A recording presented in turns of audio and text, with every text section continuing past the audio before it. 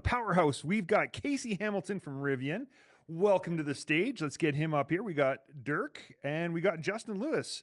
And so these boys know what it is to do electrical work. Let's see what we got here, guys. See if we All can get right, these let's guys up bring on them the screen. on. They're around here somewhere. There we Yeah, go. we Now got. let's get into it. These guys are like international men of mystery almost. They're like they're all over the place. I know Dirk is man, I don't know what continent he's on half the He's time. well, So he's in Germany right now. So let's yeah. get these guys unmuted. Um, Look at oh, he's that. He's having a drinking. brewski. He's having a He told brewski. me. He told me it's 10. It's like 10:30 in Germany right now, Man. and so he's already I don't know how many beers in. All right, so let's get these guys Pinned up. spotlighted to the screen here, and I want to start with by asking Dirk a question.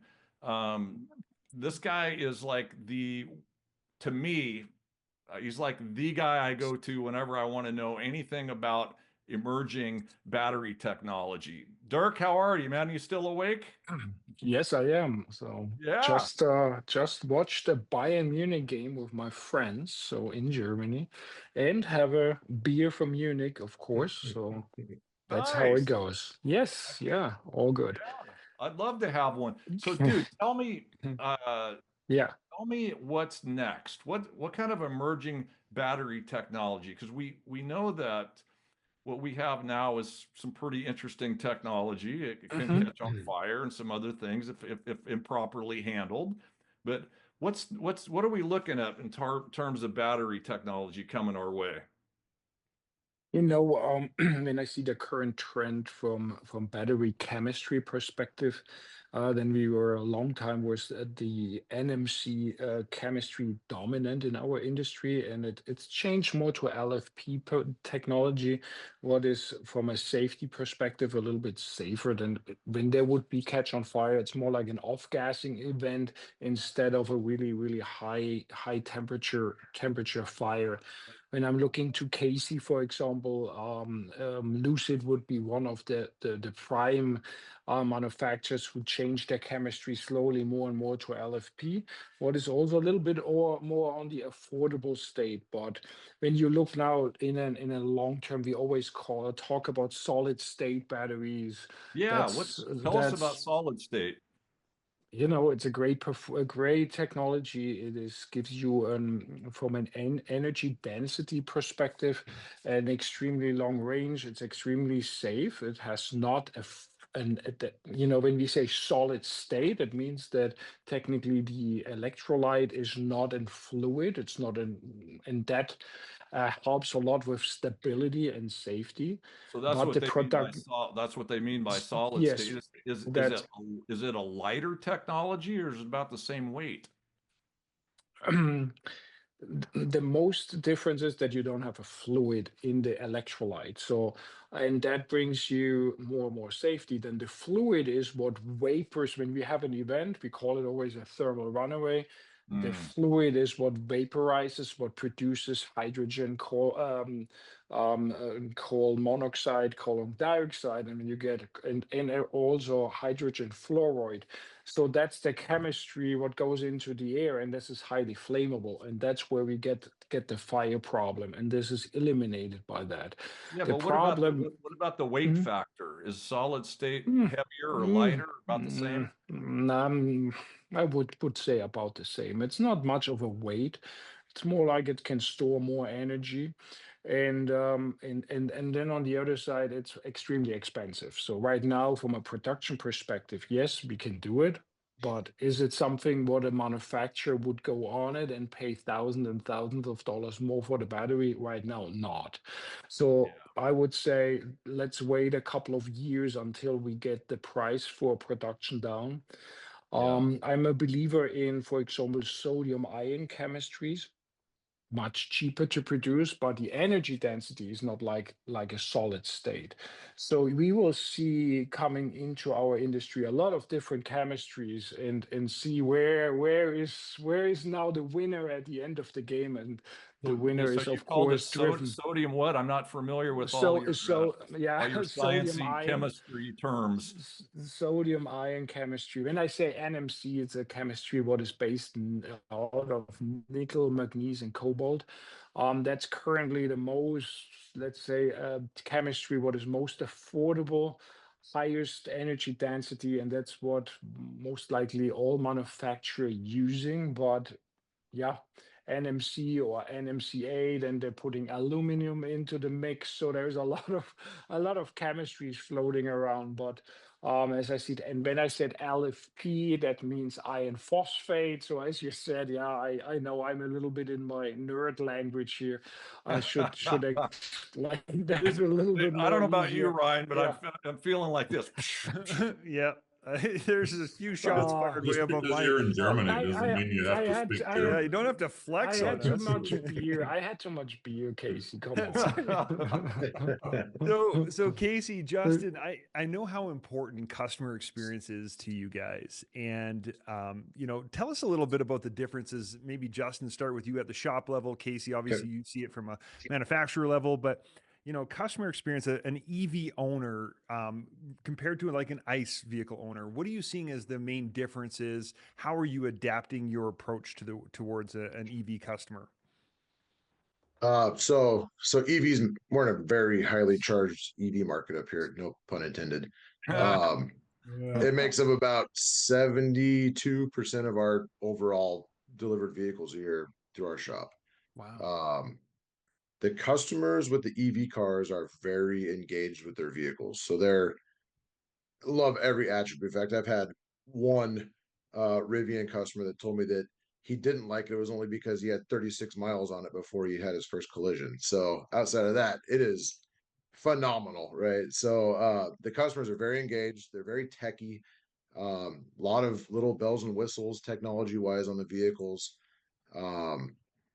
But yeah, I mean, performance, a lot of them love the performance, the instant power, the one pedal driving, that kind of stuff, which um, compared to like an ICE vehicle or gas powered vehicle driver, maybe not as engaged. It might be more of a just to get to and from work kind of car. Obviously, the higher performance vehicles, those owners are just as engaged. Uh, but just like a gal yesterday I talked to went from a Vanagon to a Rivian, and she's like, I just stepped into the future, like absolutely in love with the car. So that's one thing we see is they're very engaged. They absolutely love it. They want to know everything about it. So the more informed you are about it when you're talking to them about it, um, they engage a lot better with you as an estimator or shop owner when you are as engaged in their vehicles they are. So that's one big difference that I see. Wow. How about you, Casey? What are you seeing out there? Yeah, I mean, I would kind of echo Justin's points there. From the manufacturer perspective, as we look at it, it's funny that Justin says that the customer is more engaged. I think as a manufacturer, we're also more engaged. Some of that could be due to the size, right? We've only got, I don't know, these days, 150,000 vehicles floating around or something like that. So, we've got the time. I think half of them are in my neighborhood, Casey. I got Rivians, so I'm surrounded by them. Well, you probably ought to get one. I mean, but no, I mean, we're engaged with the customer at a different level as well. The same way that the customer is kind of more engaged with their vehicle, they're more engaged with us, and then, in a lot of cases, that path that you would typically take to get a vehicle into a collision center, I would think 9 times out of 10, if you're talking about a traditional ICE vehicle, maybe they're going to talk to their insurance company. Maybe they've been to your shop before and they're just going to bring it directly to you. But in a lot of cases with our customers, they're coming to us to look for direction. They've got it on an app. They can contact our service operations center just, with a push of a button, and they're looking to us for direction on where they should be taking their vehicle. That's where a certified network comes in so important, is because we've got to have confidence in where we're sending the vehicles. we're unique in the fact that really the only time that you're going to engage with somebody outside of Rivian is when you're getting your car fixed in a collision, which is a little bit non-traditional. You think through that, kind of dealer experience, even though they've got the the Ford or the Dodge label on the front of the building. They are technically a third party, right? They're franchisees of a larger company, but yeah, I think one of the things to think through is just all a lot of the things that we thought that we knew maybe are a little bit maybe have a little bit of a different spin to them when you're talking about an EV. As we were talking through what we wanted to discuss here, one of the things that came to mind for me is this actually came through as an escalation, and you would think, boy, this sounds like a good thing, but it's actually a bad thing. We had a customer that had engaged with us and said, "Hey, I'm not happy with what happened at the shop." We said, "What's going on?" And they said, "Well, they charged my car to 100%." So interesting. Does that happen to you, Justin? Sometimes, yeah, we'll usually try to at intake see if they have a charge limit set. Yeah. I mean that's one challenge we run into is I've got 90 plus EVs on site and we're trying to rotate, keep batteries charged. And some people like to have an 85% have your or energy bill. 70%. But everybody's got their own. Everybody's got their own strategy, right, Justin? Right. Oh yeah, always. Yeah. Me personally, I'm an 85% sort of a guy, but person down the street maybe 70%. And they're, from a functionality, from a battery degradation point of view, it really makes no difference. I mean, we as the manufacturer say, try and not charge it to 100% all the time. Try and not get it all the way to zero, similar to the way that you do with your phone, but kind of provide good direction. Well, people really take that to heart. And they go, "Oh my gosh, this battery's been charged at over 70% for 2 days. It's it's going to blow up or something, or I'm going to lose half the life of the battery." So just kind of as you're doing that intake, it's really a different approach that you've got to take. Something as simple as that is really going to have an impact on that customer experience.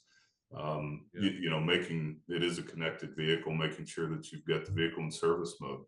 We've run into instances where hoods are opening and doors are being unlocked, and quite frankly, for your technicians, the vehicle's got 10 or 12 cameras floating around on at all times. So the last thing that you want is to have somebody having an inside view of the shop. There is yeah, exactly. So I've got a quick question for Justin, and then we got to always finish with Dirk telling us some crazy story about a battery situation somewhere in the world. But Justin, kind of an audible question here.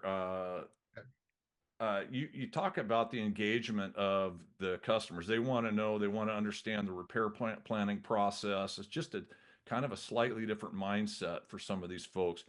What about the insurers that you're dealing with? Are they giving you any kind of pushback? Because I feel like they're a little bit of afraid or maybe not really understanding what you guys are doing. What's that relationship like, if you don't mind me asking? Yeah, I'll try to keep it as PC as possible. We do get pushback. There's a lot of misunderstanding. There's a lot of processes, a lot of policies pay off of market area. There's things that EV manufacturers will require that aren't a market standard procedure. So that tends to get pushed back. I still get adjusters calling me, asking me, Rivian, who makes that? Like there's, and then they want to tell me what they can and can't do, right? So that causes a potential turmoil, and like to everyone's point earlier, you need to understand that the customer is your customer and the insurance isn't dictating. So I'll go through, pull up procedures, documentation to support what we need to do, explain to the customer at intake, what the process is going to look like.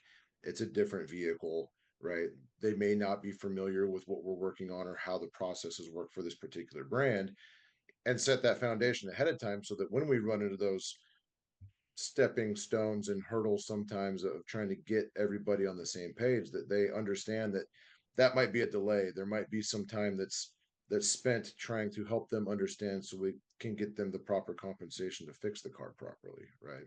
Yeah. So that is an additional thing. I mean, that goes kind of across the board for both, but I think for both ICE and EV, but I think that EV in general kind of has its own challenges just because there's a lot of electrical systems. Your technicians are almost IT technicians anymore. Yeah. Not just working on sheet metal, but also plugging in and trying to run diagnostics, and you've got cables and wires and high voltage cables, and you're wearing lineman gloves, and it's completely, on that side different than what you normally do 10, 15, 20 years ago. There you go. Thank you, Justin. Something that we've found kind of related to that subject is we almost have a new terminology that we use a lot, and Justin's probably heard me say it, but it's something being operationally correct, right? There's a lot of let's call it vigorous discussion surrounding repair cost. But we've found when we need to get involved that it's a lot easier to say this operation needs to take place. I don't necessarily care what it costs. I don't necessarily care what somebody's charging for it. It needs to take place. This needs to take place. So it's just a little easier path. And if you can get some agreement on that, the operations that need to happen, the rest of it can come a little bit easier. Understood. Okay, Dirk, you got 2 minutes. Last year, you were on a cargo ship, fighting battery fires off the Alaskan coast. What's the craziest story you can tell us in 2 minutes that you've since then? Well, we got to unmute him. Yes. Yep. Hey, now I'm unmuted. Good job. Hey, yeah, last year I was in Alaska in the Bering Sea on a cargo ship. That was something else. I really thought about when you asked me to answer that question, and currently I deal a lot with the wildfires in California. So work support here, EPA. There is a lot of burned vehicles, what burned down in the fire, and they have to mitigate it and recycle it properly. So there is a lot of cars with like a little fire damage where they are really uncertain about the safety of the vehicle. When they're completely burned down, completely different story. But I think for you guys in the collision repair, I have really a fascinating, I do a lot of forensic work, as you know, and I got hired to investigate on one area where there was a battery fire, and the battery fire actually was triggered by an enclosure leak. And that enclosure leak was triggered the vehicle came a little bit off the road and went over and scratched the battery on the bottom, and there was still scratch marked on the bottom. And when I saw those scratch mark, like we investigated, and we found out that the vehicle really went off, and that's kind of went off the road, triggered triggered here a lot of triggered that enclosure leak, that moisture had a chance to come in. When I opened the battery further, I could see a lot of corrosion inside of the battery. What was then responsible for high resistance triggered a thermal runaway. So for you, all the collision repairers out there, my number one reason for battery fire is currently coolant leak or enclosure leaks, moisture in the battery. That's the really number one thing. When you get electric vehicles in, they had a crash, they may be scratched over the surface of the underlayment of the battery. So enclosure leak testing, coolant leak testing, those kinds of procedures have to be established, and they can really trigger here events, and that's what we want to be sure that this does not happen. Better for the customer, for the consumer, that something like this is not happening. Dirk Fuchs, ladies and gentlemen. And Casey Hamilton, Justin Lewis, thank you, gentlemen. Absolute rock stars. We appreciate you guys. That was very informative. I really appreciate you guys. Man, we could listen to those guys all day.